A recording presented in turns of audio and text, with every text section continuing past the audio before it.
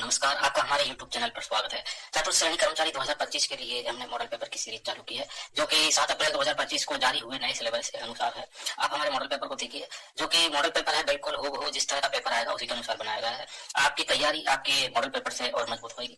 तो पूरे पेपर को आप हल करने की कोशिश कीजिए और वीडियो को लाइक कीजिए और अपने दोस्तों में व्हाट्सएप, फेसबुक पर, इंस्टाग्राम पर शेयर कीजिए। और चैनल को सब्सक्राइब नहीं किया है तो चैनल को सब्सक्राइब जरूर कर लेंगे। चलिए देखते हैं अपना मॉडल पेपर।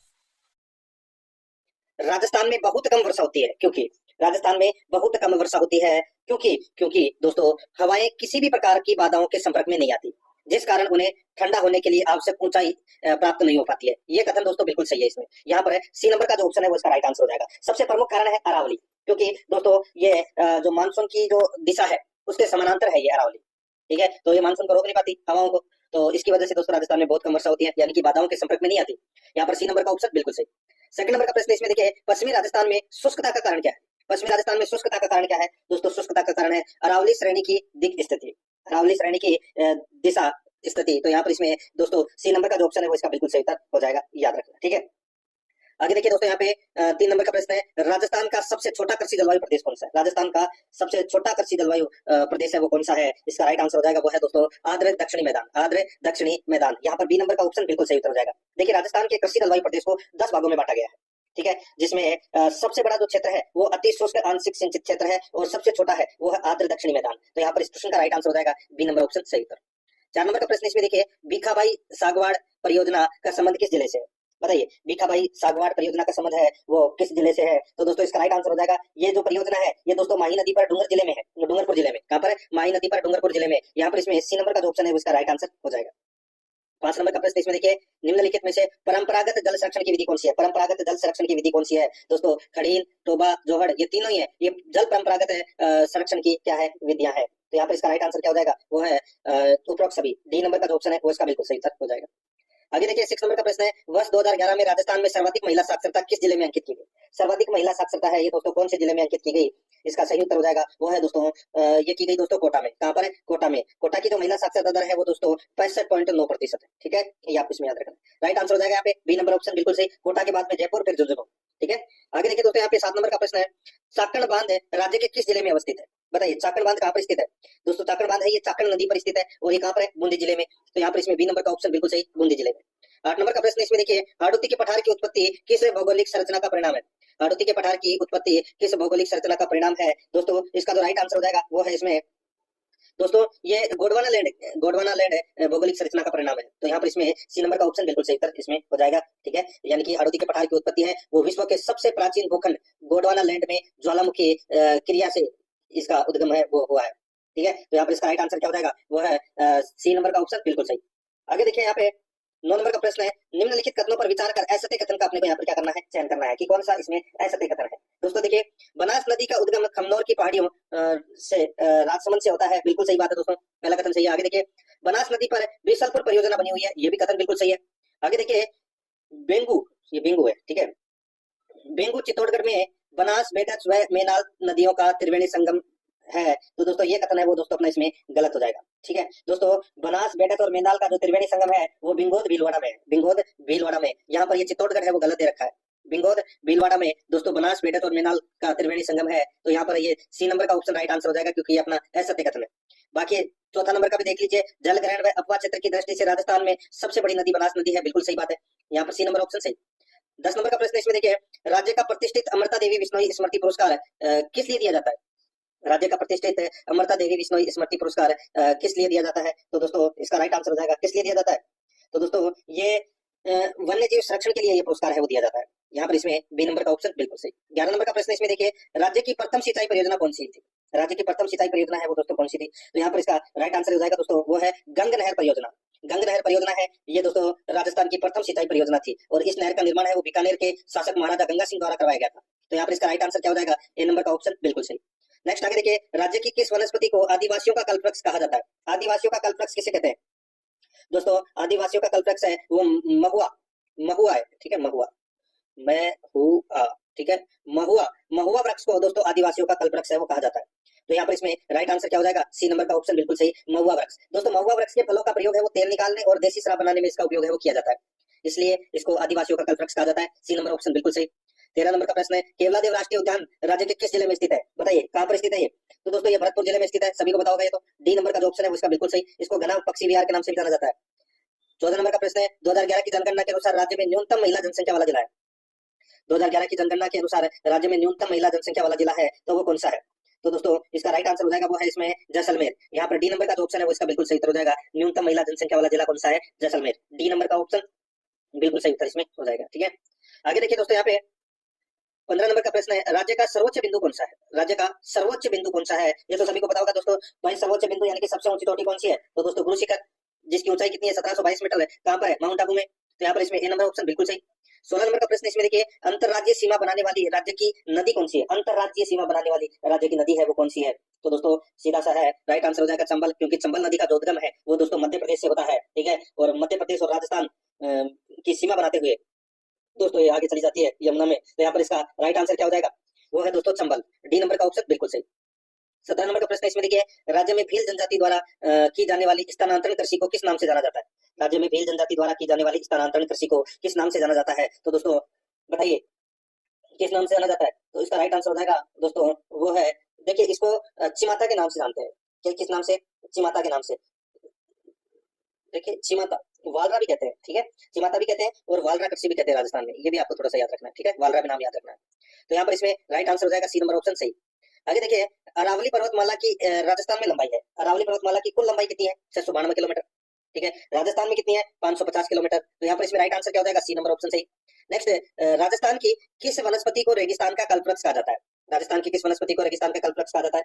इसका सही उत्तर हो जाएगा दोस्तों वो है किसको? तो खेजड़ी को। यहाँ पर ए नंबर का ऑप्शन बिल्कुल सही, खेजड़ी को।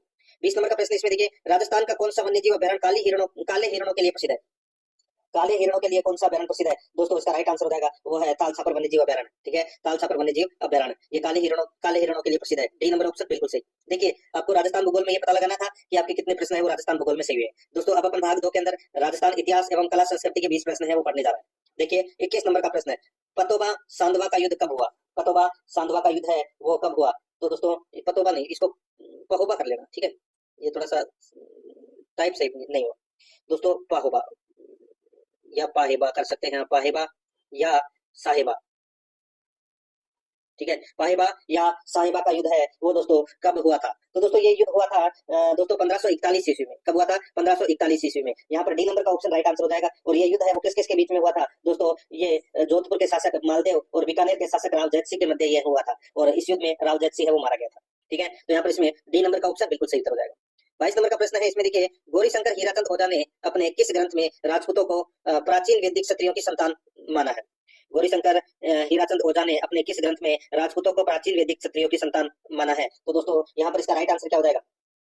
तो दोस्तों इसका सही उत्तर हो जाएगा वो है दोस्तों इसमें राजपूताने का प्राचीन इतिहास। राजपूताने का प्राचीन इतिहास। ठीक है, ये ग्रंथ है दोस्तों किसका? गौरीशंकर हीराचंद ओझा का। तो यहाँ पर इसमें ए नंबर का ऑप्शन सही। नेक्स्ट आगे देखिए, मेवाड़ के किस शासक ने चित्तौड़गढ़ को सर्वप्रथम अपनी राजधानी बनाया? मेवाड़ के किस शासक ने चित्तौड़गढ़ को सर्वप्रथम अपनी राजधानी बनाया? दोस्तों इसका राइट आंसर हो जाएगा वो है इसमें कौन? तो वो है महाराणा जयद्रथ सिंह। महाराणा जयद्रथ सिंह। यहाँ पर सी नंबर का जो ऑप्शन है वो इसका बिल्कुल सही उत्तर इसमें हो जाएगा, महाराणा जयद्रथ सिंह। ठीक है, आगे देखिए दोस्तों, यहाँ पे इतिहास में रूठी रानी के नाम से प्रसिद्ध मालदेव राठौड़ की पत्नी उमादे किसकी पत्नी थी? सॉरी, पुत्री किसकी थी? इतिहास में रूठी रानी के नाम से प्रसिद्ध मालदेव राठौड़ की पत्नी उमादे किसकी पुत्री थी? दोस्तों ये पुत्री थी किसकी? तो ये लूणकरण बाटी की पुत्री थी दोस्तों। ठीक है, लूणकरण बाटी की पुत्री थी, जैसलमेर की राजकुमारी थी दोस्तों ये। यहाँ पर इसमें राइट आंसर क्या हो जाएगा? ए नंबर का ऑप्शन बिल्कुल सही। आगे देखिए 25 नंबर का प्रश्न है, भरतपुर के किस शासक ने दिल्ली के लाल किले पर लगे अष्ट धातु का दरवाजा को उठाकर भरतपुर लाया था? भरतपुर के किस शासक ने दिल्ली के लाल किले पर लगे अष्ट धातु का दरवाजा को उठाकर भरतपुर लाया था? दोस्तों इसका राइट आंसर हो जाएगा कौन लाया था वो? तो दोस्तों इसका राइट आंसर हो जाएगा महाराजा जवाहर सिंह। महाराजा जवाहर सिंह। यहाँ पर ए नंबर का ऑप्शन बिल्कुल सही उत्तर इसमें हो जाएगा। ठीक है दोस्तों, ये दरवाजा वहां से उखाड़ कर लेके आए, दिल्ली के लाल किले पर लगा था ये अष्ट धातु का दरवाजा, वहां से उखाड़ कर भरतपुर लाए और लोहागढ़ दुर्ग के मुख्य प्रवेश द्वार पर लगाया था इसे। ठीक है, इसे लोहिया पोल कहा जाता है। राइट आंसर हो जाएगा इसमें ए नंबर ऑप्शन सही। 26 नंबर प्रश्न है, वागड़ के गांधी उपनाम से किसे जाना जाता है? वागड़ के गांधी उपनाम से किसे जाना जाता है? दोस्तों इसका जो राइट आंसर हो जाएगा वो है इसमें, बताइए किसे जाना जाता है? वागड़ का गांधी कहते हैं दोस्तों किसको? ये कहते हैं भोगीलाल पांड्या को। भोगीलाल पांड्या को। यहाँ पर इसमें ए नंबर का ऑप्शन बिल्कुल सही, भोगीलाल पांड्या। 27 नंबर प्रश्न है, बेंगू है ये। ठीक है, बेंगू किसान आंदोलन की शुरुआत कहाँ से हुई? बेंगू किसान आंदोलन की जो शुरुआत है वो दोस्तों कहाँ से हुई? तो इसका जो राइट आंसर हो जाएगा दोस्तों, बेंगू किसान आंदोलन की जो शुरुआत है वो मेनाल के भैरवकुंड नामक स्थान से दोस्तों ये शुरू हुआ था। मेनाल के बेरुकुंड स्थान से ये शुरू हुआ था। इसका राइट आंसर हो जाएगा ए नंबर का ऑप्शन बिल्कुल सही। और इस आंदोलन का जो नेतृत्व है वो रामनारायण चौधरी ने किया था। ठीक है, यहाँ पर ए नंबर ऑप्शन सही। नेक्स्ट आगे देखिए, राजस्थान में 1857 की क्रांति के समय नीमच छावनी में विद्रोह कब प्रारंभ हुआ? नीमच छावनी में विद्रोह कब प्रारंभ हुआ दोस्तों? इसका जो राइट आंसर हो जाएगा, नीमच छावनी में जो विद्रोह ये प्रारंभ हुआ था दोस्तों कब? तो 3 जून 1857 को, 3 जून 1857 को दोस्तों नीमच छावनी में विद्रोह प्रारंभ हुआ था। ठीक है, ये आपको इसमें राइट आंसर हो जाएगा इसमें। ठीक है, नेक्स्ट आगे देखिए दोस्तों, यहाँ पे 29 नंबर का प्रश्न है, राजस्थान के एकीकरण के किस चरण को व्रत राजस्थान के नाम से जाना जाता है? बताइए कौन से चरण को दोस्तों व्रत राजस्थान के नाम से जाना जाता है? तो यहाँ पर इसका राइट आंसर हो जाएगा चतुर्थ चरण को। चतुर्थ चरण को दोस्तों व्रत राजस्थान के नाम से है वो जाना जाता है। यहाँ पर इसमें राइट आंसर हो जाएगा सी नंबर ऑप्शन सही। 30 नंबर का प्रश्न इसमें देखिए, संपूर्णा के संस्थापक के रूप में किसको जाना जाता है? संपूर्णा के संस्थापक के रूप में किसको जाना जाता है दोस्तों? इसका राइट आंसर हो जाएगा वो है, देखिए थोड़ा सी गलत शब्द दोस्तों इसमें आ रहे हैं, सही से टाइप हुआ नहीं है। ठीक है दोस्तों, यहाँ पे संपूर्ण नहीं, इसको संप सभा रख लेना। संप सभा के संस्थापक के रूप में किसको जाना जाता है दोस्तों? इसका राइट आंसर हो जाएगा वो है गोविंद गुरु, गोविंद गुरु। तो दोस्तों यहाँ पर इसमें राइट आंसर हो जाएगा डी नंबर का जो ऑप्शन है वो इसका बिल्कुल सही उत्तर हो जाएगा। 1883 ईस्वी में दोस्तों संप सभा की स्थापना की थी इन्होंने। आगे देखिए दोस्तों, यहाँ पे 31 नंबर का प्रश्न है, जमीन का जेवर किस दुर्ग को कहा जाता है? जमीन का जेवर किस दुर्ग को कहा जाता है? तो दोस्तों इसका राइट आंसर हो जाएगा जमीन का जेवर, दोस्तों इसका राइट आंसर हो जाएगा वो है इसमें जूनागढ़ दुर्ग को, जूनागढ़ दुर्ग। ठीक है, दोस्तों इसका राइट आंसर क्या हो जाएगा? बी नंबर का ऑप्शन बिल्कुल सही, जूनागढ़ दुर्ग को जमीन का जेवर है और राती घाटीगढ़ के नाम से जानते हैं इसे। यहाँ पर बी नंबर ऑप्शन सही। नेक्स्ट आगे देखिए, बादल विलास व उदय विलास महल किस झील के किनारे स्थित है? बादल विलास व उदय विलास महल किस झील के किनारे स्थित है दोस्तों? इसका सही उत्तर हो जाएगा वो है, ये कहाँ पर है? तो दोस्तों ये गेप सागर में। ठीक है, गेप सागर झील ये डूंगरपुर में स्थित है और इस झील के किनारे बादल विलास और उदय विलास महल है वो स्थित है। यहाँ पर इसमें सी नंबर का ऑप्शन बिल्कुल सही उत्तर इसमें हो जाएगा। ठीक है, और कालीबाई का जो स्मारक है वो भी इसी झील के किनारे बना हुआ है। नेक्स्ट 33 नंबर प्रश्न है, केला देवी किस राजवंश की कुलदेवी है? केला देवी किस राजवंश की कुलदेवी है? तो दोस्तों ये यदुवंशी यानी कि यादव राजवंश के जादौन शाखा की कुलदेवी है। यहाँ पर इसमें राइट आंसर हो जाएगा यादवों की, बी नंबर का ऑप्शन बिल्कुल सही उत्तर हो जाएगा। नेक्स्ट आगे देखिए, 34 नंबर का प्रश्न है, राजस्थानी संस्कृति में जानोटन शब्द का क्या अर्थ है? जानोटन, जानोटन बोलते हैं दोस्तों राजस्थानी संस्कृति में वर पक्ष की ओर से दिए जाने वाले भोज को जानोटन कहा जाता है, यानी कि वन पक्ष की ओर से दिया जाने वाला भोज है वो जानोटन कहलाता है। यहाँ पर डी नंबर का जो ऑप्शन है वो इसका बिल्कुल सही उत्तर इसमें हो जाएगा। आगे देखिए 35 नंबर का प्रश्न है, राजस्थानी बोलियां तथा उनके क्षेत्रों के संदर्भ में, राजस्थानी बोलियां तथा उनके क्षेत्रों के संदर्भ में असुचालित युग्म है। बताइए असुचालित युग्म है तो वो कौन सा है? तो दोस्तों यहाँ पर इसका राइट आंसर हो जाएगा वो है नाडिया नागौर। ये इसमें दोस्तों गलत हो जाएगा, ये दोस्तों नाडिया है, ये पाली क्षेत्र की प्रमुख बोली है, नागौर की नहीं है, तो ये गलत हो जाएगा। ठीक है, शेखावाटी ये सिकर की बोली है, देवड़ावाटी है ये सिरोही की बोली है और गोडवाड़ी है ये जालौर की बोली है। ठीक है, तो यहाँ पर इसमें ए नंबर का ऑप्शन बिल्कुल सही उत्तर हो जाएगा। आगे देखिए, रसिया दंगल लोक नाट्य प्रसिद्ध है, रसिया दंगल लोक नाट्य प्रसिद्ध है दोस्तों, इसका जो राइट आंसर हो जाएगा वो है इसमें कौन सा? बताइए दोस्तों, रसिया दंगल है ये लोक नाट्य भरतपुर डीग क्षेत्र में खेला जाता है, तो यहाँ पर इसमें राइट आंसर हो जाएगा भरतपुर का ये लोक नाट्य, सी नंबर ऑप्शन सही। 37 नंबर का प्रश्न है, पर्युषण पर्व के संदर्भ में कौन सा या कौन से कथन सत्य है? ठीक है, देखिए कथन ए देखिए, पर्युषण पर्व का संबंध सिख धर्म से है, तो दोस्तों ये अपना पहला ही गलत हो जाएगा क्योंकि ये जैन धर्म से है, सिख धर्म से नहीं है, जैन धर्म से है। ठीक है, आगे देखिए कथन बी, जैन धर्म द्वारा यह त्योहार भाद्रपद माह में मनाया जाता है। दोस्तों ये त्योहार है ये भाद्रपद माह में मनाया जाता है, ये बिल्कुल सही है। ठीक है, तो यहाँ पर इसका राइट आंसर क्या हो जाएगा? इसमें कौन सा कथन सत्य है वो बताना था, तो इसमें बी नंबर का कथन है वो केवल भी सत्य है। यहाँ पर बी नंबर का ऑप्शन बिल्कुल सही। 38 नंबर का प्रश्न इसमें देखिए, निम्नलिखित बोली में से कौन सी बोली को झाड़साई बोली भी कहा जाता है? निम्नलिखित बोली में से कौन सी बोली को झाड़साई बोली भी कहा जाता है? तो दोस्तों इसका जो राइट आंसर हो जाएगा वो है इसमें कौन सा, कौन सी बोली को झाड़साई बोली भी कहा जाता है? इसका सही उत्तर हो जाएगा वो है दोस्तों ढूंढानी। ठीक है, क्या हो जाएगा दोस्तों? ढूंढानी, इसका सही उत्तर हो जाएगा ए नंबर का ऑप्शन बिल्कुल सही। झाड़साई सिक्के कहाँ चलते थे? जयपुर में, और जयपुर के आसपास के क्षेत्रों में दोस्तों झाड़साई बोली है वो बोली जाती थी, तो यहाँ पर इसमें राइट आंसर हो जाएगा इसको जयपुर या झाड़साई बोली भी बोल सकते हो आप। ठीक है, यहाँ पर इसमें सी नंबर ऑप्शन बिल्कुल सही। नेक्स्ट आगे देखिए, राजस्थान की लोक गायन शैली मांड शैली की गायिका नहीं है। बताइए मांड शैली की गायिका है वो कौन सी नहीं है? दोस्तों यहाँ पर आप देख सकते हैं जमीला बानो, गौरी देवी और बनो बेगम, ये तीनों मांड गायिका है, लेकिन अकला देवी नहीं है, तो यहाँ पर इसका राइट आंसर क्या हो जाएगा? सी नंबर ऑप्शन सही। 40 नंबर का प्रश्न इसमें देखिए, हिंदुओं के किस त्योहार को नारियल पूर्णिमा या सत्य पूर्णिमा भी कहा जाता है? बताइए कौन से त्योहार को नारियल पूर्णिमा या सत्य पूर्णिमा भी कहा जाता है? इसका जो राइट आंसर हो जाएगा वो है दोस्तों इसमें रक्षाबंधन को। यहाँ पर डी नंबर का जो ऑप्शन है वो इसका बिल्कुल सही उत्तर हो जाएगा रक्षाबंधन को। अब दोस्तों भाग 3 के अंदर देखिए, भारतीय संविधान के 5 प्रश्न है वो दोस्तों अपन यहाँ पर देखेंगे। ठीक है, भाग 3 के 5 प्रश्न भारतीय संविधान के और 5 प्रश्न पॉलिटिकल, राजस्थान पॉलिटिकल अलग पढ़ेंगे। देखिए 41 नंबर प्रश्न है, राज्य पुनर्गठन आयोग के अध्यक्ष कौन थे? राज्य पुनर्गठन आयोग के अध्यक्ष है वो कौन थे? दोस्तों इसका राइट आंसर हो जाएगा वो है इसमें देखिए फैजल अली। ठीक है, फैजल अली, इसका राइट आंसर हो जाएगा यहाँ पे सी नंबर का ऑप्शन बिल्कुल सही उत्तर इसमें हो जाएगा। दोस्तों 1953 में फैजल अजल की अध्यक्षता में एक 3 सदस्यीय राज्य पुनर्गठन आयोग है वो गठित किया गया था। ठीक है, ये आपको इसमें याद रखना है, जिसके अध्यक्ष थे फैजल अली। तो यहाँ पर इसमें सी नंबर का ऑप्शन बिल्कुल सही। 42 नंबर का प्रश्न इसमें देखिए, निम्नलिखित में से कौन से अधिनियम के द्वारा भारत के गवर्नर जनरल का पदनाम बदलकर भारत का वायसराय कर दिया गया? बताइए, निम्नलिखित में से कौन से अधिनियम के द्वारा भारत के गवर्नर जनरल का पदनाम बदलकर भारत का वायसराय कर दिया गया? दोस्तों इसका राइट आंसर हो जाएगा वो है 1858 का एक्ट, ठीक है, यानी कि 1858 का भारत शासन अधिनियम द्वारा। यहाँ पर इसमें सी नंबर का ऑप्शन बिल्कुल सही उत्तर हो जाएगा। 43 नंबर का प्रश्न इसमें देखिए, निम्नलिखित में से किस नीति निर्देशक तत्वों को 42वें संशोधन अधिनियम के द्वारा जोड़ा गया? बताइए, 42वां संविधान संशोधन अधिनियम हुआ था कब? तो दोस्तों ये 1976 में हुआ था, ठीक है, 42वां संविधान संशोधन। और उसमें क्या जोड़ा गया था वो दोस्तों अपने को यहाँ पर बताना है, ठीक है। देखिए दोस्तों, कोड भाषा के माध्यम से उत्तर देना है। पर्यावरण का संरक्षण करना, ये जोड़ा गया था दोस्तों इसमें, बिल्कुल सही बात है, ठीक है। और ये पर्यावरण का संरक्षण करना ये जोड़ा गया था। और दोस्तों बच्चों के स्वस्थ विकास के लिए अवसरों को सुरक्षित करना ये भी जोड़ा गया था। उद्योगों के प्रबंधन में श्रमिकों की भागीदारी को सुरक्षित करने के लिए कदम उठाना ये भी जोड़ा गया था। तो यहाँ पे सही कोड का चयन करना है, तो इसमें ABC कथन है वो दोस्तों क्या है? सत्य है। यहाँ पर डी नंबर का जो ऑप्शन है वो इसका बिल्कुल सही उत्तर इसमें हो जाएगा, ये आपको विशेष तौर पर याद रखना है, ठीक है। आगे देखिए दोस्तों, यहाँ पे 44 नंबर का प्रश्न है, राज्यपाल को पद की शपथ दिलाई जाती है, किसके द्वारा पद की शपथ दिलाई जाती है राज्यपाल को? दोस्तों राज्यपाल को पद की शपथ है वो संबंधित राज्य के उच्च न्यायालय के मुख्य न्यायाधीश द्वारा शपथ है वो दिलाई जाती है। तो यहाँ पर इसमें राइट आंसर हो जाएगा, संबंधित राज्य के उच्च न्यायालय के मुख्य न्यायाधीश द्वारा शपथ दिलाई जाती है। तो यहाँ पर इसमें डी नंबर का ऑप्शन बिल्कुल सही। आगे देखिए 45 नंबर का प्रश्न है, मुख्यमंत्री निम्नलिखित में से कौन सा पद धारण करता है? मुख्यमंत्री कौन सा पद धारण करता है बताइए। दोस्तों यहाँ पर देखिए, मुख्यमंत्री की नियुक्ति है वो राज्यपाल करता है, ठीक है। और मुख्यमंत्री है ये राज्य योजना बोर्ड का अध्यक्ष होता है, नीति आयोग की शासी परिषद का सदस्य होता है, ठीक है, राज्य सरकार के प्रमुख प्रवक्ता होते हैं, बिल्कुल सही है। ये तीनों के तीनों पद है वो धारण करता है मुख्यमंत्री। तो यहाँ पर इसका राइट आंसर हो जाएगा उपरोक्त सभी, डी नंबर का ऑप्शन बिल्कुल सही। 4 नंबर का प्रश्न है, सॉरी भाग 4, इसके अंदर राजस्थान पॉलिटी के अपन 5 प्रश्न पढ़ेंगे। भाग 4 राजस्थान पॉलिटी के 5 प्रश्न है। इसमें देखिए 46 नंबर प्रश्न है, निम्नलिखित में से भारतीय संविधान के कौन से अनुच्छेद के तहत राज्य विधानसभाओं में अनुसूचित जातियों और अनुसूचित जनजातियों के लिए स्थानों के आरक्षण का प्रावधान किया गया है?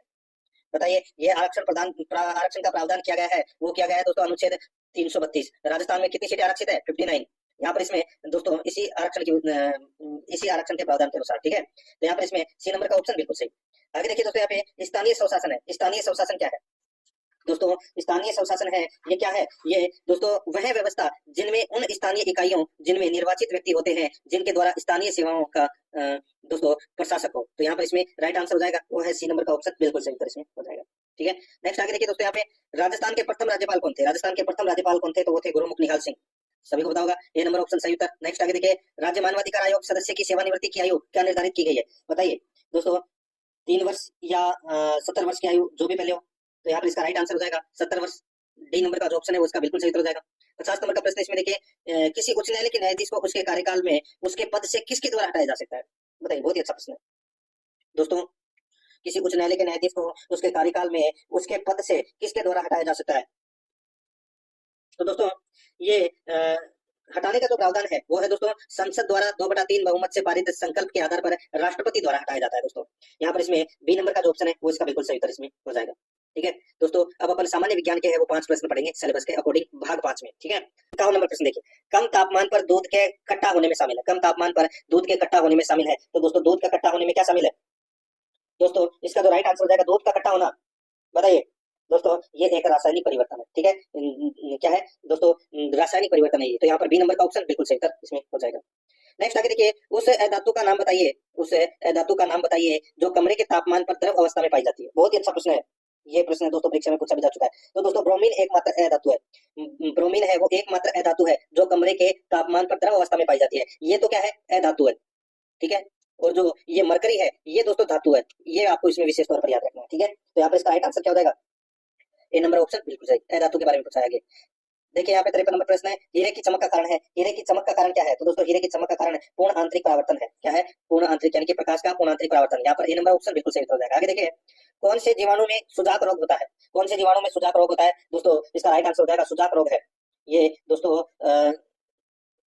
कौन से जीवाणु से सुजाक रोग होता है? तो दोस्तों ये निसेरिया गोनोरियाई के कारण दोस्तों, यानी कि इस जीवाणु के कारण ये सुजाक रोग है ये होता है, ठीक है। तो यहाँ पर इसका राइट आंसर हो जाएगा डी नंबर का जो ऑप्शन है उसका बिल्कुल सही। आगे देखिए 55 नंबर प्रश्न है, कौन से जीवाणु से मानव में काली खांसी रोग होता है? कौन से जीवाणु से मानव में काली खांसी रोग होता है? इसका जो राइट आंसर हो जाएगा वो है इसमें दोस्तों बोर्डेटेला पर्टुसिस। तो यहाँ पर इसमें ए नंबर का जो ऑप्शन है वो इसका बिल्कुल सही उत्तर हो जाएगा। अब दोस्तों अपने भाग 6 के अंदर राजस्थान करंट अफेयर्स के 5 प्रश्न है वो पढ़ेंगे सिलेबस के अकॉर्डिंग। 56 से 60 तक। देखिए हाल ही में कौन सा राज्य ने मेजर मिनरल ब्लॉक्स नीलामी में सर्वाधिक ब्लॉक्स के साथ देश में प्रथम स्थान पर है? बताइए दोस्तों, हाल ही में कौन सा राज्य ने मेजर मिनरल ब्लॉक्स नीलामी में सर्वाधिक ब्लॉक्स के साथ देश में प्रथम स्थान पर है? तो दोस्तों इसका राइट आंसर हो जाएगा वो है इसमें दोस्तों राजस्थान। ठीक है, तो यहाँ पर इसमें राइट आंसर क्या हो जाएगा, वो है इसमें राजस्थान। एक नंबर का जो ऑप्शन है वो इसका बिल्कुल सही उत्तर हो जाएगा। आगे देखिए दोस्तों, यहाँ पे 6 नवंबर 2024 को एजुकेशन प्री समिट 2024 का आयोजन किस स्थान पर किया गया? 6 नवंबर 2024 को एजुकेशन प्री समिट 2024 का आयोजन किस स्थान पर किया गया? दोस्तों इसका राइट आंसर हो जाएगा वो है इसमें ये जयपुर में किया गया। दोस्तों यहाँ पर सी नंबर का जो ऑप्शन है वो इसका बिल्कुल सही उत्तर हो जाएगा, जयपुर में। ठीक है, आगे देखिए दोस्तों, यहाँ पे 58 नंबर का प्रश्न है, हाल ही में इंदिरा महिला शक्ति सम्मान एवं प्रोत्साहन योजना का नाम परिवर्तन करके क्या कर दिया गया है? हाल ही में इंदिरा महिला शक्ति सम्मान एवं प्रोत्साहन योजना का नाम परिवर्तन करके क्या कर दिया गया है? दोस्तों इसका नाम है वो क्या कर दिया गया है परिवर्तन करके? तो इसका सही उत्तर हो जाएगा दोस्तों वो है इसमें पन्नादाय सुरक्षा एवं सम्मान योजना। पन्नादाय सुरक्षा एवं सम्मान योजना है वो कर दिया गया है। तो यहाँ पर इसमें राइट आंसर क्या हो जाएगा, डी नंबर ऑप्शन बिल्कुल सही। आगे देखिए यहाँ पे 59 नंबर प्रश्न है, राजस्थान सरकार द्वारा स्वयं सहायता समूह सदस्यों को आर्थिक संबल देने के क्रम में किस पोर्टल की शुरुआत की जाएगी? राजस्थान सरकार द्वारा स्वयं सहायता समूह सदस्यों को आर्थिक संबल देने के क्रम में किस पोर्टल की शुरुआत की जाएगी? तो यहाँ पर इसका राइट आंसर हो जाएगा, बताइए किस पोर्टल की शुरुआत की जाएगी? तो वो है राजसखी पोर्टल की शुरुआत है वो की जाएगी, राजसखी पोर्टल की शुरुआत है वो की जाएगी। यहाँ पर डी नंबर का ऑप्शन बिल्कुल सही उत्तर हो जाएगा। आगे देखिए 60 नंबर का प्रश्न, हाल ही में किस स्थान पर मोमासर उत्सव का आयोजन किया गया? मोमासर उत्सव का आयोजन है वो दोस्तों कहाँ किया गया? तो इसका राइट आंसर हो जाएगा वो है ये दोस्तों बीकानेर के मोमासर कस्बे में। ठीक है, बीकानेर के मोमासर कस्बे में मोमासर उत्सव का आयोजन है वो किया गया। ठीक है, यहाँ पर इसमें राइट आंसर क्या हो जाएगा, बी नंबर का जो ऑप्शन है वो इसका बिल्कुल सही उत्तर इसमें हो जाएगा, याद रखना। ठीक है, आगे देखिए दोस्तों, यहाँ पे अब अपने भारतीय करंट अफेयर और विश्व करंट अफेयर के 5 प्रश्न है वो पढ़ेंगे। देखिए 61 नंबर प्रश्न है, संयुक्त विशेष बल अभ्यास गरुड़ शक्ति 24 का आयोजन है किस देश के साथ किया जाएगा? बताइए गरुड़ शक्ति 24 का आयोजन किस देश के साथ किया जाएगा? दोस्तों इसका जो राइट आंसर हो जाएगा वो है इसमें भारत और इंडोनेशिया के बीच में दोस्तों ये युद्ध अभ्यास है वो होगा। तो यहाँ पर इसमें राइट आंसर हो जाएगा डी नंबर का ऑप्शन बिल्कुल सही। आगे देखिए दोस्तों, यहाँ पे भारत और अमेरिका स्पेशल फोर्सेज के बीच होने वाले संयुक्त सैन्य अभ्यास का नाम क्या है? तो संयुक्त सैन्य अभ्यास का नाम है वो है दोस्तों वज्र प्रहार। क्या है? वज्र प्रहार। यहाँ पर ए नंबर ऑप्शन बिल्कुल सही। 63 नंबर का प्रश्न इसमें देखिए, हाल ही में किस देश ने अपने पहले मार्स मून एनालॉग मिशन की शुरुआत की? हाल ही में किस देश ने अपने पहले मार्स मून एनालॉग मिशन की शुरुआत की? तो यहाँ पर इसका राइट आंसर क्या हो जाएगा, वो है दोस्तों भारत ने। तो यहाँ पर इसमें ए नंबर का ऑप्शन बिल्कुल सही, भारत ने। नेक्स्ट आगे देखिए 55वें भारतीय अंतर्राष्ट्रीय फिल्म महोत्सव के संबंध में सत्य कथन कौन सा है? 55वें भारतीय अंतर्राष्ट्रीय फिल्म महोत्सव के संबंध में बताना है कि कौन सा कथन है वो दोस्तों इसमें सत्य है। ठीक है दोस्तों, इसमें देखिए अच्छा प्रश्न है ये। देखिए यहाँ पे दोस्तों इसका आयोजन गोवा में किया जाएगा। दोस्तों इसका आयोजन है वो गोवा में किया जाएगा, बिल्कुल सही बात है, गोवा पणजी में। और IFFI के अंतर्गत भारतीय सिनेमा के 4 दिग्गजों की जन्म शताब्दी पर मनाया जाएगा। दोस्तों ये भी बिल्कुल सही है। इनमें राज कपूर, तपन सिन्हा, अक्किनेनी, नागेश्वर राव और मोहम्मद रफी शामिल है, जिनकी सहेजी गई कृतियां इस वर्ष जीवंत होंगी। बिल्कुल सही बात है। यहाँ पर दोस्तों तीनों के तीनों कथन है वो इसमें क्या है, सही है। तो यहाँ पर इसमें सी नंबर का जो ऑप्शन है वो इसका राइट आंसर हो जाएगा। 65 नंबर का प्रश्न इसमें देखिए, हाल ही में पद्मश्री शारदा सिन्हा का निधन हो गया, उनका संबंध किस राज्य से है? हाल ही में पद्मश्री शारदा सिन्हा का निधन हो गया, उनका संबंध किस राज्य से है? इसका राइट आंसर हो जाएगा दोस्तों, इनका जो संबंध है वो कहाँ से है? तो ये बिहार से है इनका संबंध। यहाँ पर ए नंबर का जो ऑप्शन है वो इसका बिल्कुल सही उत्तर इसमें हो जाएगा। अब दोस्तों अपन 5 प्रश्न है वो कंप्यूटर से संबंधित पढ़ेंगे। ठीक है, सिलेबस के अकॉर्डिंग। यहाँ पर देखिए, निम्नलिखित में से असंगत युग्म को पहचाने। निम्नलिखित में से असंगत युग्म को अपने को क्या करना है, पहचानना है कि कौन सा असंगत है। दोस्तों यहाँ पर देखिए, इसमें इनपुट डिवाइस MIDI यानी कि म्यूजिकल MIDI क्या होता है? तो ये म्यूजिकल इंटरफेस डिजिटल इंटरफेस होता है ये। ठीक है, और ये एक इनपुट डिवाइस है, बिल्कुल सही है। आउटपुट डिवाइस है वो दोस्तों प्लॉटर है, बिल्कुल सही बात है। स्टोरेज डिवाइस है वो ब्लूरे डिस्क है, ये स्टोरेज डिवाइस है, बिल्कुल सही है। प्रोसेसिंग डिवाइस UPS ये गलत हो जाएगा दोस्तों इसमें। ठीक है, ये अपना इसमें क्या हो जाएगा, राइट आंसर हो जाएगा, क्योंकि दोस्तों ये प्रोसेसिंग डिवाइस है वो UPS नहीं है। तो यहाँ पे इसका राइट आंसर क्या हो जाएगा, डी नंबर का ऑप्शन बिल्कुल सही उत्तर इसमें हो जाएगा। ये आपको इसमें याद रखना है। ठीक है, आगे देखिए दोस्तों, यहाँ पे 67 नंबर का प्रश्न है, निम्नलिखित में से कौन सा सबसे तेज और सबसे छोटा कंप्यूटर है जो मस्तिष्क की तरह कार्य करता है? उसका नाम क्या है? दोस्तों उसका नाम है क्वांटम कंप्यूटर। कौन सा है? Quantum computer. तो यहाँ पर इसमें राइट आंसर हो जाएगा सी नंबर ऑप्शन बिल्कुल सही। क्वांटम कंप्यूटर छोटे परंतु सबसे तेज होते हैं। ठीक है, सी नंबर ऑप्शन सही। आगे देखिए 68 नंबर का प्रश्न है, निम्नलिखित में से असत्य कथन कौन सा है वो दोस्तों अपने को यहाँ पर बताना है। असत्य कथन है वो कौन सा है वो बताना है। बहुत ही अच्छा प्रश्न है दोस्तों। इसमें देखिए दोस्तों, इसमें कैप्स लॉक और थोड़ा छोटा कर लेता हूँ, सारे आ जाएंगे।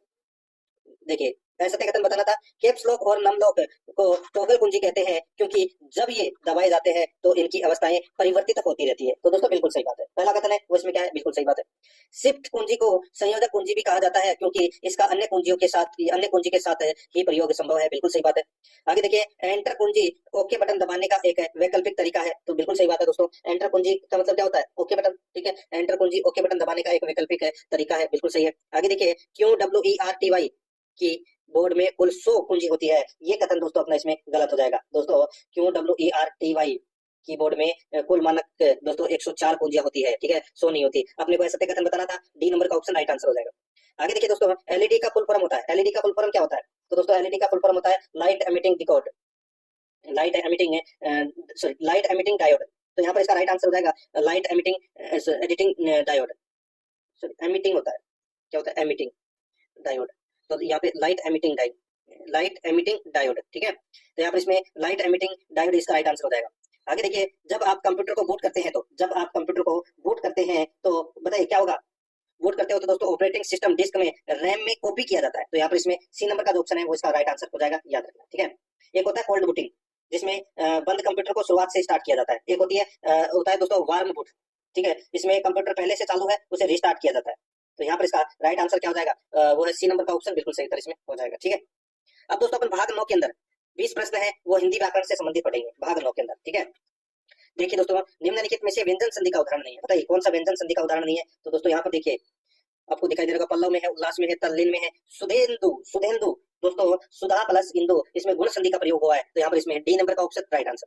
आगे देखिए सुव्यवस्थित शब्द में प्रयुक्त उपसर्ग है, तो इसमें उपसर्ग कौन सा प्रयुक्त हुआ है सुव्यवस्थित में, तो दोस्तों सु प्लस वी प्लस अव प्लस स्थित। ठीक है, इसमें 3 उपसर्ग लगे हैं दोस्तों, सु प्लस वी प्लस अव प्लस दोस्तों स्थित। ठीक है, तो ये इसमें सु वी और अव 3 उपसर्ग लगे हुए हैं। तो यहाँ पर इसमें राइट आंसर क्या हो जाएगा, सी नंबर का ऑप्शन, बिल्कुल सही। नेक्स्ट आगे देखिए यहाँ पे 73 नंबर का प्रश्न, निम्नलिखित शब्दों में से किस शब्द यानी कि निम्नलिखित शब्दों में से एक शब्द माता का पर्यायवाची शब्द नहीं है। बताइए माता का पर्यायवाची शब्द कौन सा नहीं है, तो दोस्तों माता का पर्यायवाची शब्द है वो कौन सा है, देखिए अम्ब है, अम्बा है, जन्नी है, लेकिन अम्बु नहीं है। ठीक है, अम्बु है, ये जल का पर्यायवाची है। यहाँ पर ए नंबर का ऑप्शन बिल्कुल सही हो जाएगा। आगे देखिए निम्नलिखित में से छाया शब्द का विलोम क्या होगा, छाया शब्द का विलोम है वो क्या होगा, दोस्तों इसका राइट आंसर हो जाएगा छाया शब्द का विलोम है वो क्या होगा, राइट आंसर हो जाएगा धूप। यहाँ पर डी नंबर का जो ऑप्शन है वो इसका बिल्कुल सही हो जाएगा, छाया शब्द का धूप हो जाएगा। आगे देखिए 75 नंबर प्रश्न है, निम्नलिखित में से किस विकल्प में सभी शब्द अशुद्ध है, बताइए किस विकल्प में सभी शब्द अशुद्ध है, इसका राइट आंसर हो जाएगा दोस्तों वो है कौन सा, बताइए। तो दोस्तों इसका सही उत्तर हो जाएगा इसमें, देखिए यहाँ पर पुनरावलोकन, मृत्युपरांत और उपरोक्त। ठीक है, ये जो शब्द है वो दोस्तों इसमें अशुद्ध शब्द है। तो इसमें देखिए रा नहीं आएगा, पुनराव में दोस्तों रा नहीं आएगा, तो इसमें पुनरावलोकन हो जाएगा इसमें। और मृत्यु उपरांत ये देखिए मात्रा है ये के ऊपर, ये मात्रा दोस्तों दूसरी मात्रा आएगी, ये वाली नहीं आएगी। ठीक है, और दोस्तों उपयुक्त के अंदर दोस्तों देखिए तय भी इसमें सही ढंग से नहीं लगा हुआ। ठीक है, तो ये भी इसमें उपरोक्त नहीं होता, उपयुक्त होता है, तो ये कथन भी गलत हो जाएगा। तो बाकी इसमें सारे सही रखे हैं, यहाँ पर डी नंबर का ऑप्शन सही था। आगे देखिए निम्नलिखित वाक्यों में से अशुद्ध वाक्य का चयन कीजिए, अशुद्ध वाक्य का चयन कौन सा करना है, दोस्तों यहाँ पर देखिए इसमें वहां कौन कौन से लोग आए थे, वहां कौन कौन से लोग आए थे, तो दोस्तों देखिए कौन कौन से लोग आए थे, तो यहाँ पर दोस्तों सीधा सा इसका शुद्ध रूप बनेगा वहां कौन कौन लोग आए थे, वहां कौन कौन लोग आए थे। ठीक है, से नहीं आएगा, तो ये अशुद्ध वाक्य अपना पहला ही है, इसमें ए नंबर का ऑप्शन राइट आंसर हो जाएगा, बाकी इसमें सारे सही है। आगे देखिए 77 नंबर प्रश्न है, जानने की इच्छा वाक्यांश के लिए एक शब्द है, जानने की इच्छा वाक्यांश के लिए एक शब्द है। दोस्तों इसका जो राइट आंसर क्या हो जाएगा वो है इसमें दोस्तों जिज्ञासा। क्या हो जाएगा, जिज्ञासा। ए नंबर का जो ऑप्शन है वो इसका बिल्कुल सही हो जाएगा, जिज्ञासा यानी कि जानने की इच्छा। आगे देखिए 78 नंबर का प्रश्न है, सिर पर भूत सवार होना मुहावरे का भावार्थ है, सिर पर भूत सवार होना मुहावरे का भावार्थ है। तो दोस्तों भावार्थ क्या है, तो वो है दोस्तों धुन सवार होना, धुन सवार होना ये सिर पर भूत सवार होना मुहावरे का अर्थ है। यहाँ पर इसमें सी नंबर ऑप्शन सही। आगे देखिए आर्यावर्त शब्द का सही संधि विच्छेद होगा, आर्यावर्त शब्द का सही संधि विच्छेद वो क्या होगा, दोस्तों इसका राइट आंसर हो जाएगा वो है आर्यावर्त में दोस्तों दीर्घ संधि है, आर्य प्लस आवर्त, आर्य प्लस आवर्त। तो यहाँ पर इसमें राइट आंसर हो जाएगा दोस्तों सी नंबर का ऑप्शन बिल्कुल सही। आगे देखिए 80 नंबर प्रश्न, निम्नलिखित में से छानी शब्द किसका पर्यायवाची शब्द नहीं है, छानी शब्द किसका पर्यायवाची शब्द नहीं है, दोस्तों छानी शब्द है ये विधि का पर्यायवाची शब्द है वो नहीं है, बाकी कुंज का है, मनकुटी का है, झुम्पा का है। तो यहाँ पर इसमें ए नंबर ऑप्शन सही था। 81 नंबर प्रश्न इसमें देखिए बैर शब्द का विलोम शब्द होगा, बैर शब्द का विलोम शब्द है वो क्या होगा, दोस्तों इसका राइट आंसर हो जाएगा वो है प्रीति। यहाँ पर इसमें ए नंबर का जो ऑप्शन है वो इसका बिल्कुल सही हो जाएगा, प्रीति। नेक्स्ट आगे देखिए यहाँ पे 82 नंबर का प्रश्न है, निम्नलिखित में से कौन सा शब्द अशुद्ध है, निम्नलिखित में से कौन सा शब्द है वो अशुद्ध है। यहाँ पर आप देख सकते हैं दोस्तों इसमें देखिए अशुद्ध शब्द है वो है दोस्तों उन्नति। उन्नति में दोस्तों ये ती के अंदर जो मात्रा लगी हुई है ये छोटी मात्रा लगेगी दोस्तों यहाँ पर इसमें डी नंबर का ऑप्शन बिल्कुल सही। आगे देखिए 83 नंबर प्रश्न है, निम्नलिखित वाक्यों में से अशुद्ध वाक्य का चयन कीजिए। अशुद्ध वाक्य का अपने को क्या करना है, चयन करना है दोस्तों। यहाँ पर देखिए मेरी घड़ी में अभी 3 बजे हैं, मेरी घड़ी में अभी 3 बजे हैं दोस्तों, ठीक है, ये कथन बिल्कुल सही है, यानी कि शुद्ध वाक्य है। आपके सहायतार्थ में उपस्थित हूँ, ये भी बिल्कुल शुद्ध है। आगे देखिए मैं अपने काम से अपने काम से फुर्सत मिले तो आना, ये भी बिल्कुल सही है। हमारी प्रदेश की जनता शांत है दोस्तों, हमारी नहीं हमारे प्रदेश, रे आएगा इसमें, हमारे, ठीक है, ये इसमें री है वो गलत दे रखा है। डी नंबर का जो ऑप्शन है वो इसका बिल्कुल सही उत्तर हो जाएगा। 84 नंबर का प्रश्न इसमें देखिए विदेश में रहने वाला वाक्यांश के लिए एक सार्थक शब्द है, बताइए विदेश में रहने वाला को क्या बोलते हैं, प्रवासी बोलते हैं दोस्तों। ए नंबर का जो ऑप्शन है वो इसका बिल्कुल सही उत्तर हो जाएगा, प्रवासी, विदेश में रहने वाला प्रवासी, ठीक है। आगे देखिए दोस्तों यहाँ पे असंख्य लोगों ने सेना की बहादुरी के किस्से सुने, वाक्य में रेखांकित पद में संज्ञा है। असंख्य लोगों ने सेना की बहादुरी के किस्से सुने, वाक्य में रेखांकित पद में संज्ञा है। तो दोस्तों यहाँ पे रेखांकित पद कौन सा है, सेना। सेना क्या है, सेना दोस्तों समुदायवाचक संज्ञा है। तो यहाँ पर इसमें राइट आंसर हो जाएगा ए नंबर ऑप्शन बिल्कुल सही। 86 नंबर का प्रश्न है, देखिए हिमांशी की आंखें नीली है, वाक्य में विशेष है, बताइए। तो दोस्तों यहाँ पर देखिए हिमांशी की आंखें नीली है, वाक्य में विशेष है। तो दोस्तों यहाँ पे आंखें है वो क्या है, आंखें विशेष पद है और नीली है वो विशेषण पद है। तो यहाँ पर इसमें राइट आंसर क्या हो जाएगा, वो है दोस्तों सी नंबर का जो ऑप्शन है वो इसका बिल्कुल सही हो जाएगा, आंखें विशेष है और नीली है वो विशेषण पद है। नेक्स्ट आगे देखिए यहाँ पे गंगोदक में कौन सी संधि है, बताइए गंगोदक में कौन सी संधि है। तो दोस्तों गंगा प्लस उदक है, इसमें गुण संधि है दोस्तों, यहाँ पर बी नंबर का ऑप्शन बिल्कुल सही। नेक्स्ट आगे देखिए यहाँ पे निम्नलिखित में से किसमें अत का उपसर्ग नहीं है, बताइए किसमें अत का उपसर्ग नहीं है। तो यहाँ पर इसका राइट आंसर हो जाएगा दोस्तों अत का उपसर्ग। दोस्तों यहाँ पर देखिए इसमें देखिए अध है ये, ठीक है, अथ नहीं अध, अध का उपसर्ग नहीं है। तो दोस्तों यहाँ पर देखिए अध पका के अंदर है अध जला में, यानी कि अध प्लस पका, अध प्लस जला, अध प्लस मरा, यहाँ पे इसमें अधि प्लस आ प्लस पक हो जाएगा, ठीक है। तो इसमें अध उपसर्ग है वो नहीं लगा हुआ है, तो यहाँ पर इसमें सी नंबर का ऑप्शन बिल्कुल सही हो जाएगा। आगे देखिए 89 नंबर प्रश्न है, सूची फर्स्ट को सूची सेकंड से सुमेलित करना है। सूची फर्स्ट में दोस्तों अंग्रेजी शब्द दे रखे हैं और सूची सेकंड में हिंदी प्रयोग दे रखे हैं। दोस्तों यहाँ पर देखिए असाइनमेंट, असाइनमेंट को हिंदी में क्या कहते हैं दोस्तों, इसको बोलते हैं नियत कार्य, क्या हो जाएगा, नियत कार्य हो जाएगा, ठीक है। और इसमें देखिए बोनाफाइड, बोनाफाइड का मतलब क्या होता है, इसका मतलब होता है वास्तविक, क्या होता है, वास्तविक। और इसमें देखिए अटेंशन, अटेंशन को क्या बोलते हैं, सॉरी अटेंशन नहीं, असिस्टेशन। तो दोस्तों असिस्टेशन को क्या बोलते हैं, तो दोस्तों इसको बोलते हैं अनुप्रमाणन, क्या बोलते हैं, अनुप्रमाणन। और दोस्तों यहाँ पर देखिए सिलिंग, सिलिंग को क्या बोलते हैं, तो दोस्तों इसको बोलते हैं उच्चतम सीमा, उच्चतम सीमा। तो यहाँ पर इसका राइट आंसर क्या हो जाएगा, 3 4 1 2, 3 4 1 2 इसका बिल्कुल सही उत्तर इसमें हो जाएगा। यहाँ पर डी नंबर का जो ऑप्शन है वो इसका बिल्कुल सही उत्तर हो जाएगा। 90 नंबर का प्रश्न इसमें देखिए निविदा सूचना का उद्देश्य होता है, निविदा सूचना का उद्देश्य है वो क्या होता है, बताइए। तो दोस्तों इसका राइट आंसर हो जाएगा वो है सामान की आपूर्ति करवाना, निर्माण कार्य करवाना, सामान की नीलामी करवाना। तो यहाँ पर इसका राइट आंसर हो जाएगा उक्त सभी, ये निविदा सूचना के उद्देश्य है दोस्तों, डी नंबर का ऑप्शन बिल्कुल सही। दोस्तों अब अपन भाग 10 के अंदर इंग्लिश ग्रामर के 15 प्रश्न है वो पढ़ेंगे सिलेबस के अकॉर्डिंग, ठीक है। इसमें देखिए सेलेक्ट द एप्रोप्रिएट टेंस, दोस्तों यहाँ पे अपने को टेंस भरना है कि ये दोस्तों क्या आएगा इसमें खालिस्तान में, ठीक है। इसमें देखिए by the time we reach the movie, आगे खालिस्तान में क्या आएगा बताइए, बहुत ही अच्छा प्रश्न है ये। तो इसमें देखिए will have started, will have started का प्रयोग होगा दोस्तों, इसमें सी नंबर का ऑप्शन है वो इसका बिल्कुल सही उत्तर इसमें हो जाएगा, याद रखना। By the time we reach the movie will have started, C number option सही। आगे देखिए find the error in the sentence, बताना है कि कौन से पार्ट में एरर है वो अपने को यहाँ पर बताना है। दोस्तों यहाँ पर देखिए she has been working here since she was graduate, बताइए। तो दोस्तों यहाँ पे कौन से पार्ट में एरर है, तो इसमें एरर है दोस्तों वर्किंग के अंदर, क्या कौन से पार्ट में एरर है, तो दोस्तों इसमें वर्किंग के अंदर है वो दोस्तों एरर है। तो यहाँ पर देखिए वर्किंग के आगे हैज बीन वर्किंग लगा हुआ है, ठीक है। तो यहाँ पर क्या आएगा,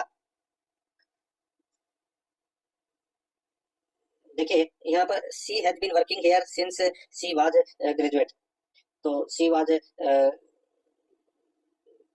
देखिए यहाँ पे सी वाज, सॉरी वर्किंग तो ठीक है, ठीक है, working here since she was graduate.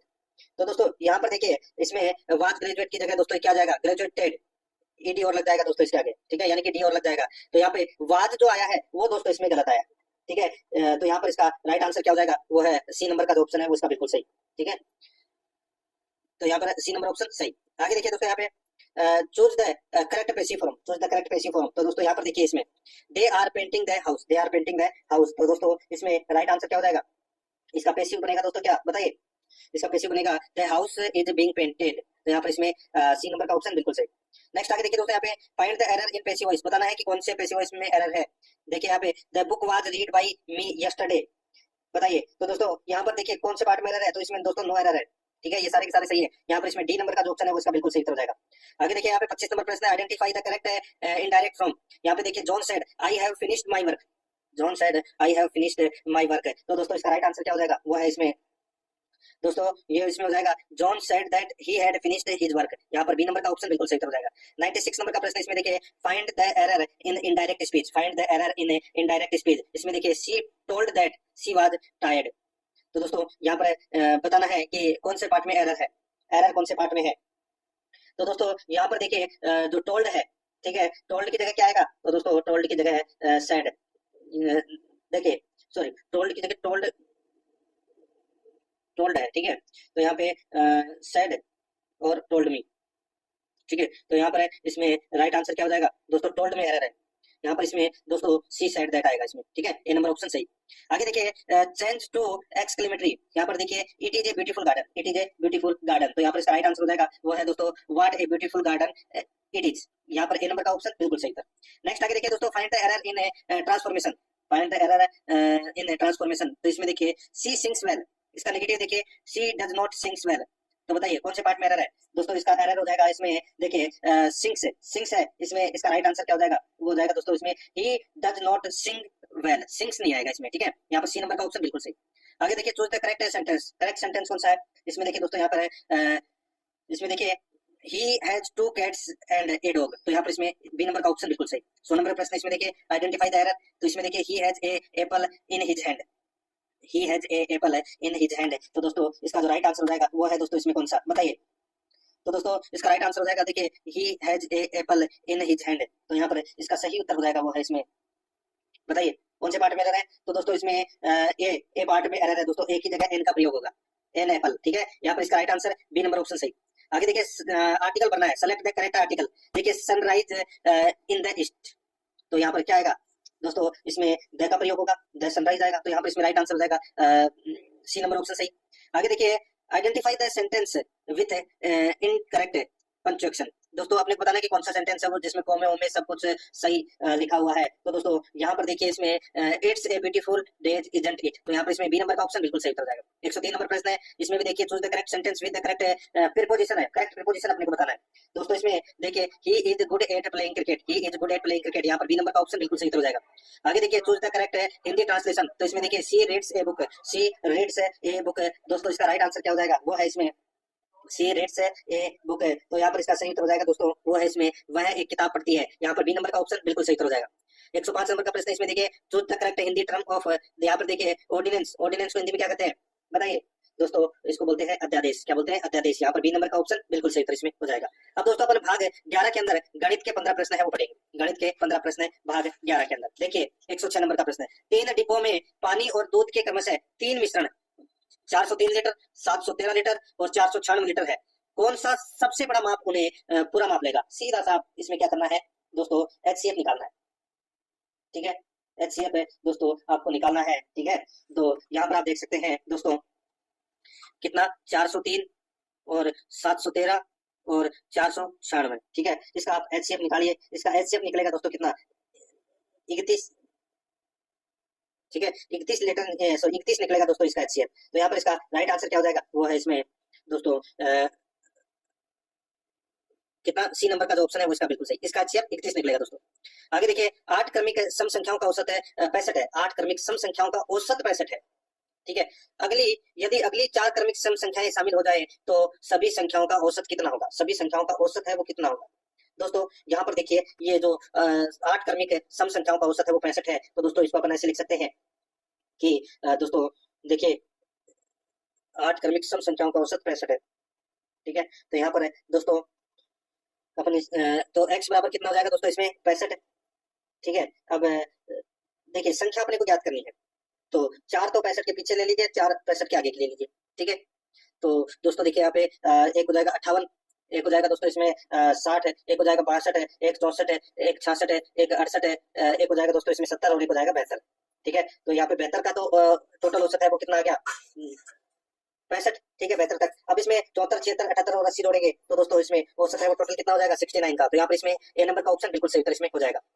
108 number प्रश्न इसमें देखिए, एक दुकानदार 44 रुपए में 24 पेन बेचता है तो उसे 10% का लाभ होता है और वह 60 रुपए में 30 पेन बेचता है तो कितना प्रतिशत लाभ होगा? बताइए कितना प्रतिशत लाभ होगा भाई? 44 रुपए में 24 पेन बेचता है तो दोस्तों उसे 10% का लाभ होता है, यानी कि 44 बटे 24 इंटू 110, ठीक है। और यहाँ पर देखिए 60 रुपए में कितने 30 पेन बेचता है तो लाभ कितने का होगा? ठीक है, तो लाभ है वो कितने का होगा, बस यही है। तो x बराबर कितना हो जाएगा? x बराबर दोस्तों 60 इंटू 24 इंटू 110 बटे 44 इंटू 30 कर लीजिए। राइट आंसर आपका 20% होगा। यहाँ पर सी नंबर ऑप्शन बिल्कुल सही। आगे देखिए, किसी पूर्णांक का 51% 714 है तो उस संख्या का 25% क्या होगा? उस संख्या का 25% क्या होगा दोस्तों? सीधा सा है भाई, 714 इंटू 100 बटे 51 कर लीजिए, कितना आ जाएगा? 1400। ये 1400 100% हो गया। अब इसका 25% कितना हो जाएगा भाई? 1400 का 25% 350। यहाँ पर बी नंबर ऑप्शन सही। आगे देखिए, सारथी ने एक बैंक में 3125 जमा किए। सारथी ने एक बैंक में 3125 जमा किए जिस पर बैंक द्वारा 8% साधारण ब्याज की दर से वार्षिक देय था। यदि सारथी ने धन 5 साल के लिए बैंक में रखा तो उसे कितना ब्याज वह ब्याज कितना अर्जित करेगा? भाई यहाँ पर देखिए, सारथी ने 3125 रुपए जमा किए, यानी कि मूलधन कितना है 3125 इंटू दर कितनी है 8, समय कितना है? समय दोस्तों 5 साल है, बटे बस 100 काट लीजिए इसको। इसको आप काटोगे तो दोस्तों ये 5 से कितनी बार कट गया? 20 बार कट गया। ये दोस्तों 4 से 2 बार कट गया। ये 4 से 5 बार कट गया, ठीक है। तो इसको काट लीजिए। यहाँ पे ये 5 से कट गया दोस्तों, कितना बार? 6 बार, फिर बचा फिर 2 बार, फिर दोस्तों यहाँ पे 5 बार, यानी 625 इंटू 2 कितने हो जाएंगे? 1250। तो यहाँ पर इसमें बी नंबर का ऑप्शन सही। आगे देखिए, यहाँ पे 12,000 रुपए का 10% चक्रवर्ती ब्याज की दर से कितने वर्ष का ब्याज 3,972 रुपए होगा? निकाल लीजिए। एक साल का तो दोस्तों 1200 होगा, ठीक है, 1200 इसमें जोड़ दीजिए, ठीक है। तो दूसरे में हो जाएगा दोस्तों 2400 कुछ, ठीक है। तीसरे में दोस्तों 36, यानी कि 3 वर्ष में हो जाएगा। सीधा सा, इसमें दिमाग लगाने की जरूरत नहीं है। सी नंबर ऑप्शन बिल्कुल सही। आगे देखिए, 112 नंबर का प्रश्न है, यदि ए अनुपात बी 4:5 है तो ए प्लस बी बटे ए माइनस बी होगा। दोस्तों सीधा सा इसमें हो जाएगा ए प्लस बी। भाई 4 कितना हो जाएगा? ए प्लस बी 9 हो जाएगा, और 5 में से सॉरी कितना हो जाएगा? ए प्लस बी तो कितना हो जाएगा? 9 और ए माइनस बी। तो यहाँ पे दोस्तों 4 माइनस 5 यानी कि एक्स हो जाएगा, ठीक है, माइनस एक्स। तो यहाँ पर इसमें दोस्तों -9 इसका राइट आंसर हो जाएगा। डी नंबर ऑप्शन बिल्कुल सही। आगे देखिए, एक थैली में 1 रुपए 50 पैसे और 25 पैसे के सिक्के का अनुपात है 25:9:5 के अनुपात में है। यदि थैली में कुल धन 2460 रुपए है तो थैली में 50 पैसे के सिक्कों की संख्या क्या होगी? तो 50 पैसे के सिक्कों की संख्या क्या होगी दोस्तों? नॉर्मली बातें निकाल सकते हैं। सीधा से मैं आपको उत्तर बता देता हूँ दोस्तों, डी नंबर ऑप्शन बिल्कुल सही, 720 रुपए इसका राइट आंसर हो जाएगा, ठीक है। आगे देखिए, 3 भागीदार, इसमें भी वही है दोस्तों, इनका अनुपात निकाल लीजिए। 3 भागीदार एक व्यवसाय में 2250 और 1000 रुपए लगाते हैं। लाभ 880 होने पर अंतिम भागीदार को कितनी लाभ राशि मिलेगी?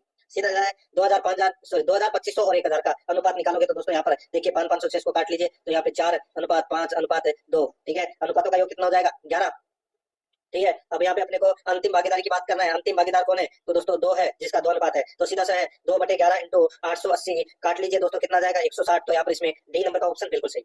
आगे देखिए, 115 नंबर प्रश्न है, ए प्लस बी किसी काम को 20 दिन में करते हैं, ए अकेला 60 दिन में करता है तो बी उस काम को कितने दिन में पूरा करेगा? तो सीधा सा है दोस्तों 60/2 कर लीजिए, 30 दिन इसका राइट आंसर हो जाएगा। यहाँ पर ए नंबर ऑप्शन सही था। आगे देखिए, एक ठेकेदार ने 40 दिन में एक सड़क बनाने का निर्णय लिया और 25 व्यक्ति काम पर लगाए। 24 दिन बाद काम का 1/3 हिस्सा पूरा हो गया। कितने अतिरिक्त व्यक्तियों को काम पर लगाया जाए ताकि काम ठीक समय से 4 दिन पहले समाप्त हो जाए? भाई वही दोस्तों, man into days into hour, ठीक है। दोस्तों यहाँ पर देखिए, पहली बार में 25 आदमियों द्वारा 1/3 भाग है वो काम किया गया, तो अब शेष काम बचेगा दोस्तों कितना? 2/3 काम शेष बचेगा, ठीक है। और इसमें शेष समय है वो 12 दिन का है। तो यहाँ पर 25 इंटू 24 बटे 1/3 बराबर दोस्तों मैन इंटू 12, ठीक है। 12 दिन लग रहे हैं ना, बच रहे 12 दिन, ठीक है। तो यहाँ पे m इंटू 12 बटे 2/3, बस इसको काट लीजिए, राइट आंसर आ जाएगा दोस्तों 75 डेज। तो यहाँ पर इसमें 75 अतिरिक्त आदमी लगाने होंगे। यहाँ पर डी नंबर ऑप्शन सही। आगे देखिए, 2 बसों की गति का अनुपात 11:9 है। यदि दूसरी बस 270 किलोमीटर की दूरी 15 घंटों में तय करती है तो पहली बस की गति क्या होगी? भाई सीधा सा है, देखिए वही चालों का गुणनफल बटे चालों का योग, ठीक है। यहाँ पे 11:9 दे रखा है। दूसरी बस 270 किलोमीटर की दूरी 15 घंटों में तय करती है, ठीक है। तो दोस्तों यहाँ पर गति का अनुपात कितना है? 11:9, ठीक है। यानी कि जब प्रश्न में दूरी समान हो और समय का योग है वो दे रखा है, ठीक है।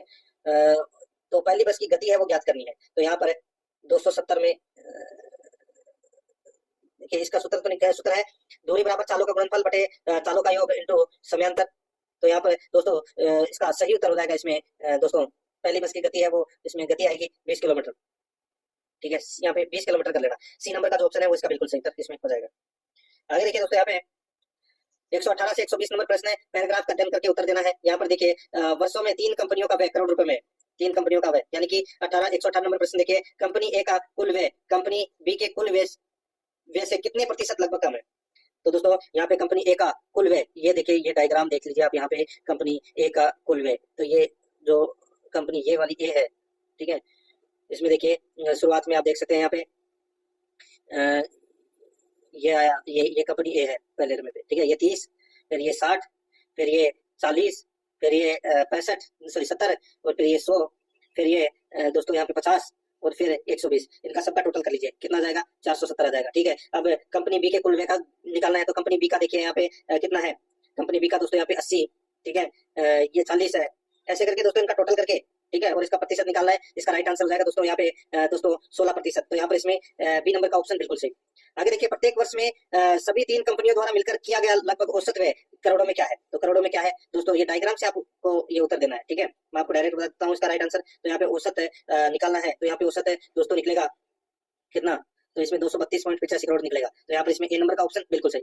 आगे देखिए, वर्ष 2014 में कंपनी बी ने 8% लाभ अर्जित किया। यदि इसका व्यय 4% कम होता तो आय समान रहती, तो अर्जित लाभ की राशि उस वर्ष में कंपनी ए की तुलना में 20% अधिक होती। कंपनी 2014 में ए की आय है वो ज्ञात कीजिए। तो दोस्तों सीधा सा है, देखिए ए का लाभ 2014 में है वो दोस्तों 100/120 × 12 यानी कि 10 करोड़। ठीक है, तो ये ए की आय में 10 करोड़ और जोड़ दीजिए तो 60 करोड़ रुपए इसका राइट आंसर।